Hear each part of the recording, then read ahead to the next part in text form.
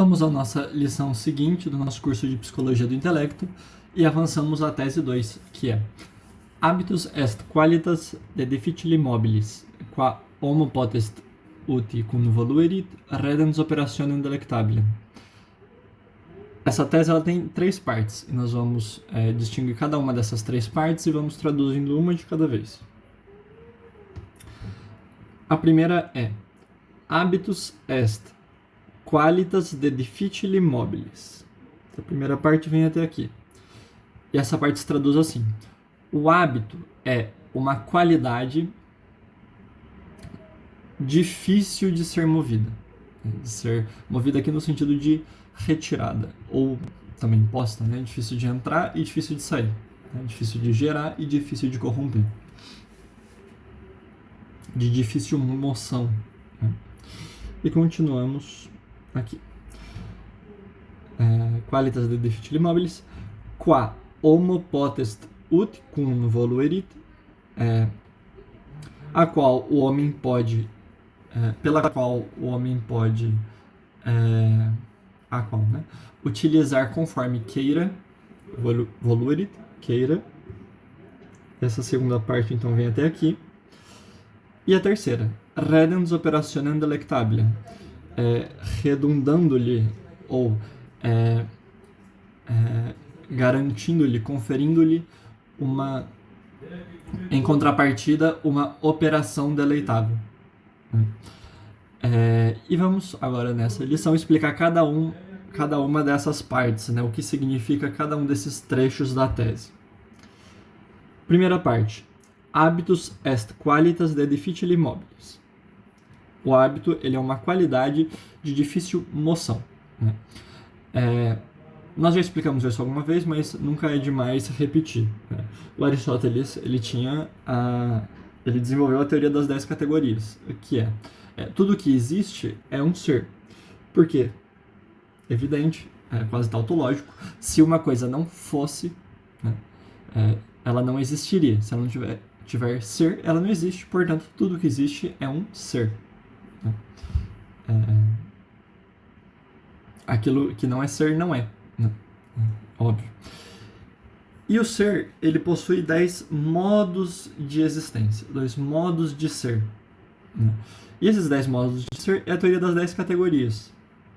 Então, só para refrescar algumas, não vamos colocar todas, mas nós temos a substância, nós temos a quantidade, nós temos a qualidade, nós temos a relação, nós temos a ação, nós temos a paixão e etc. São 10. Também chamados de gêneros supremos. Né? Qualquer ser que nós pensarmos pode ser encaixado em uma dessas 10 categorias. Né? E na medida em que cada uma dessas categorias vão se determinando, elas vão dando origem aos diversos seres. Né? Não do ponto de vista temporal, né? Mas do ponto de vista lógico. Né? Cada ser é uma determinação, é uma especificação, é um detalhamento de uma dessas categorias. Né? E bem, especificamente na categoria da qualidade, nós temos uma primeira subdivisão, que o ser ele pode ser substância, quantidade, qualidade, ação, relação, etc. Se ele for qualidade, ele pode ser de 2 tipos. Ele pode ser uma qualidade, vamos chamar assim, instável, ou uma qualidade estável. Se ele for uma qualidade instável, ele é aquilo que nós chamamos de disposição. O que é uma disposição? É uma qualidade que está em seu sujeito, mas que é muito fácil de ser retirado, que não está tão inscrito assim nesse ser. Né? Por exemplo, se alguém chega e joga um balde de tinta em mim, né? Um balde de tinta verde, eu fico verde, eu fico com a qualidade verde em mim. Mas é uma tinta superficial que vai está no máximo isso daqui na minha superfície, muito, muito pouco penetrada em mim. né? De tal forma que, se eu passar a mão, já limpa e já consigo ver a cor da minha pele, né? Portanto, é uma disposição, é uma qualidade instável, né? Pelo contrário, a minha própria cor, a cor bege, é uma qualidade estável. Por quê? Porque se eu passo a mão, se eu faço o que for na minha pele, eu muito dificilmente vou perder essa cor. Vou ter que quase que me fazer sangrar para arrancar essa cor, né? Ela está disposta pelo meu corpo inteiro, está realmente inscrita na minha natureza. Portanto, existe uma segunda categoria de qualidade que é daquelas qualidades estáveis. E essas são as qualidades que nós chamamos de hábitos. É um hábito, né? E, portanto, nós vemos que este hábito psicológico que nós estamos tratando pertence à categoria metafísica dos hábitos, né? Isso é, ele é uma qualidade, ou melhor, ele é um ser, primeira coisa, óbvio. Dentre os seres, ele é uma qualidade, por isso que diz aqui que é uma qualitas, e não qualquer qualitas, mas de difficile mobilis, uma qualidade estável, né? Que está realmente inscrita na natureza da alma, né? E é assim que se explica esta primeira parte. Mas continuamos. Qual homo potest ut cum voluerit? O hábito ele é uma qualidade de difícil geração ou corrupção, difícil moção, pela qual o homem, a qual o homem pode utilizar conforme queira. E aqui a gente já começa a entrar numa certa região de mistério do hábito, deste hábito psicológico que nós temos na nossa alma, que é a seguinte: utilizando um pouco a falácia da divisão entre mente e corpo, né? Entre alma e mundo, nós temos simbolicamente o homem como se fosse a pessoa, né? Como se fosse uma espécie de ponto que tem ao redor de si o mundo, né? No qual esse homem age, no qual esse homem vive, né? O homem se relaciona com o mundo pelo seu corpo, que é como que uma membrana, né? Que é como que um intermediário entre ele e o mundo, né? Contudo, o corpo ele ainda é algo de bruto, né? Existe inscrito no nosso corpo, na nossa materialidade, não apenas nela, mas também nela. Vou usar aqui um exemplo um pouco tosco, mas que eu acho que vai ilustrar bem. Existe como se fosse um programa inscrito no nosso corpo para receber e executar bem os comandos que a nossa alma lhe dá. E estes comandos são justamente os hábitos, que intermediam a relação entre a pessoa e o próprio corpo, né? Eu vou dar um exemplo que acho que vai esclarecer, né? Eu agora vou me decidir por fazer o movimento de aproximar a minha mão da câmera. Fiz. Para realizar este movimento, fisicamente, objetivamente falando, o que aconteceu no meu corpo? Primeiro, eu tive uma certa rotação do ombro, né? Concomitante a uma extensão deste músculo e deste músculo, de modo direcionado para cá. Durante todo o trajeto foi necessário que houvesse uma certa regulação neuronal para garantir que a linha que eu queria de fato seguir fosse preservada, de tal forma que se meu braço começasse a fazer assim, eu naturalmente voltaria para a rota.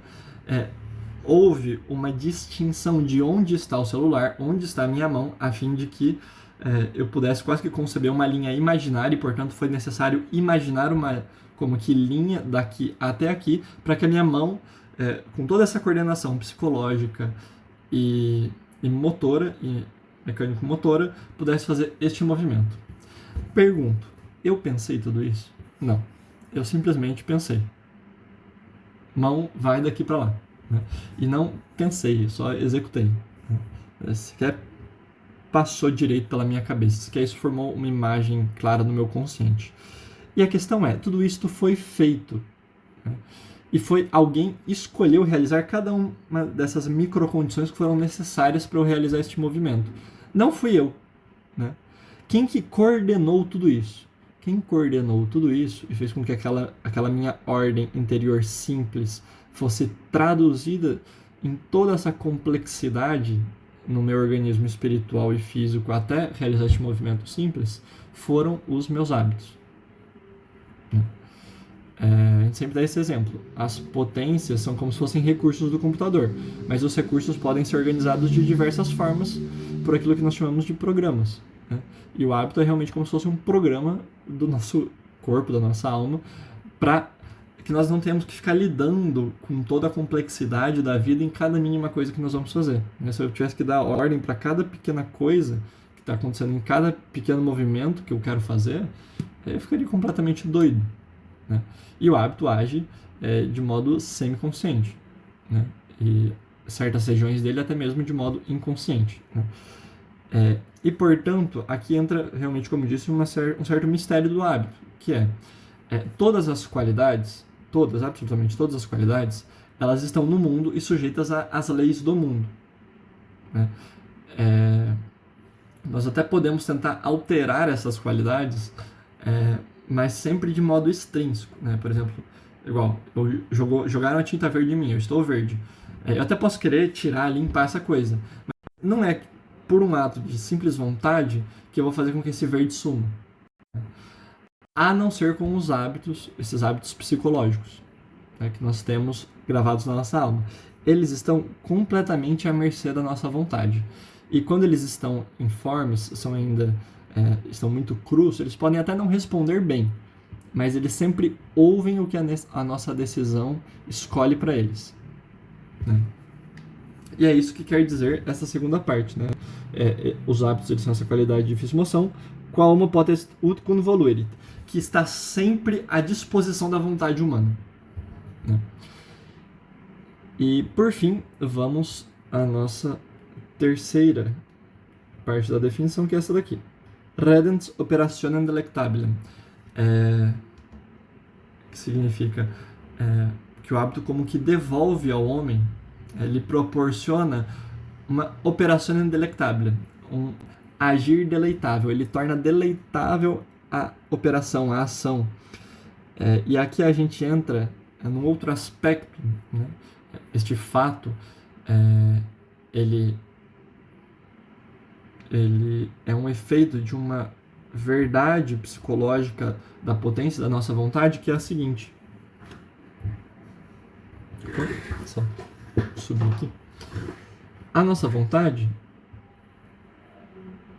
a potência da nossa vontade, ela tem como que dois atos, duas funções que lhes são próprias, né? A moção e a deleição. O que isso significa?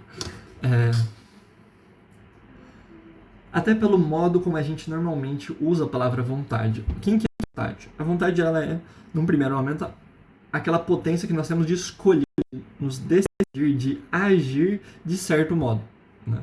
Por exemplo, é a vontade que me faz pegar este mouse, né?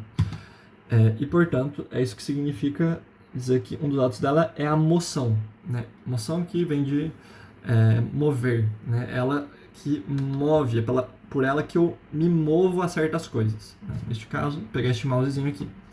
Contudo, nós também usamos a palavra vontade no sentido de eu não estou com vontade de fazer tal coisa. Às vezes eu estou fazendo a coisa, mas eu não estou com vontade de fazer aquilo. Como explicar isso, né? Se a vontade é a faculdade que nos move a coisa, se eu não tenho a vontade, eu não deveria nem estar me movendo a coisa, né? Eu não deveria nem estar realizando aquela coisa. Bem, essa frase só faz sentido porque a vontade tem também um segundo ato, que é nos fazer ter gosto, nos fazer amar realizar certas coisas, certas ações, né? Ela também é a potência responsável por criar a deleição, né? Seja boa da eleição, né? O amor por uma coisa, seja como que má da eleição, o ódio por certos atos, né? E por causa disso, justamente por esses dois atos, a moção e a deleição, estarem ligados a uma mesma potência, neste caso a vontade, é que quando o hábito ele como que circunscreve a vontade para que ela para que o homem potest ut cum voluerit, né, possa utilizar dele conforme voluerit, conforme a sua vontade, né, na medida mesma em que ele circunscreve a moção e a possibilita, isso é, que como que possibilite a ação do homem no mundo, ele também torna esta ação mais deleitável, né? Ele também faz com que o homem ame realizar aquilo que ele está fazendo por meio deste hábito, né? Quanto mais hábito nós temos em relação a certo ato, para realizar certo ato, nós não apenas o fazemos melhor, com mais eficácia, como também nós o fazemos com mais gosto, né? E por isso que ele redunda numa operação mais deleitável, como diz a definição, né? E nós vemos isso claramente. É muito mais gostoso, por assim dizer, fazer uma coisa que nós fazemos bem do que uma coisa que nós fazemos mal. Fazer algo mal é frustrante, fazer uma coisa bem é deleitável. Não apenas por um certo sistema de recompensa, mas também porque nós sentimos aquilo que nós fazemos bem como algo natural, a nossa natureza. Nós nos sentimos como que em casa fazendo aquela ação, né? Enquanto aquilo que nós fazemos mal, nós sentimos que aquilo não é para nós, né? E é isso que esta terceira parte da definição esclarece sobre a natureza dos hábitos, né? Então ele é uma qualitas difficile mobilis, qual uma potest ut cum voluerit, redens operationem delectabile, né? E aqui é interessante, né? Existe uma espécie de paradoxo na natureza do hábito, que é o seguinte: ele, por um lado, é uma qualidade muito rígida em relação à nossa natureza, porque dificilmente entra, mas entrando dificilmente sai, né? Contudo, ele também é uma faculdade, ele também é uma realidade dócil, porque ele como que amolece as potências à realização de certos atos, né, as dispondo. Ele é ao mesmo tempo algo rígido e dócil, algo petrificado, mas também manso, né? Enfim, mysterium fidei, né? Esse é o hábito. E agora, para finalizar, uma aplicação prática disso, né? Em particular, desta coisinha aqui.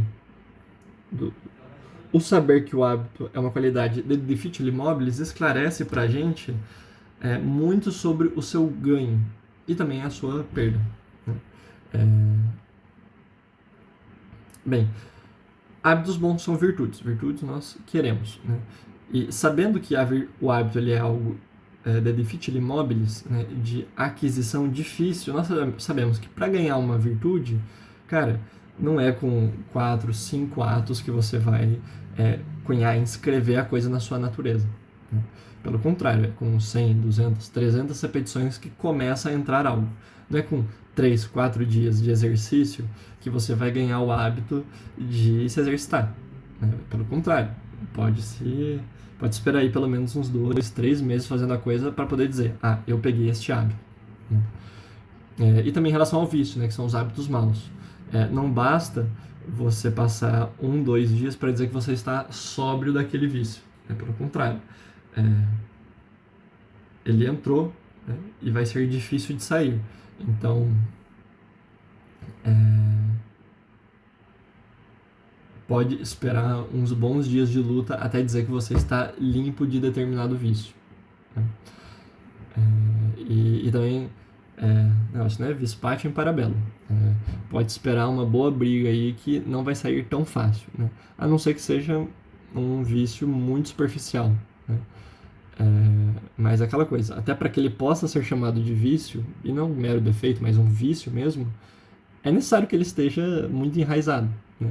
E se você já pode chamá-lo assim, é normal que seja difícil tirá-lo, né? Isso é tanto um princípio de esperança quanto de... Ou melhor, é tanto um princípio de desespero quanto de esperança, né? Por um lado, de desespero no sentido de, meu Deus, vai ser difícil. Vai ser difícil, então se prepare, né? Briga mesmo, luta mesmo, porque não vai sair com tanta facilidade. Mas também de esperança, no sentido de, cara, se não sair amanhã, tudo bem. Não é normal, mas é comum, né? É da natureza do vício ser difícil de arrancar mesmo, né? E também em relação à virtude, né? Para que o negócio entre, seja uma virtude mais física, né? De se exercitar, de conseguir realizar de criar uma certa rotina, ou mais interior, no sentido de criar o hábito de estudos, princípio de desespero e de esperança. De desespero no sentido de, cara, você vai ter que penar muito para conseguir aquele hábito. E também o princípio de esperança, que é, pô, se você estudou 2, 3 dias e a matéria ainda não entrou na sua cabeça, beleza, normal, né? O hábito é assim mesmo, é uma qualitas difficile mobilis, né? Ela é uma qualidade difícil de entrar, né? Mas também, esperança. Quando entra, é difícil de sair. E quanto mais entra, mais difícil é de sair. E esta foi a nossa segunda lição.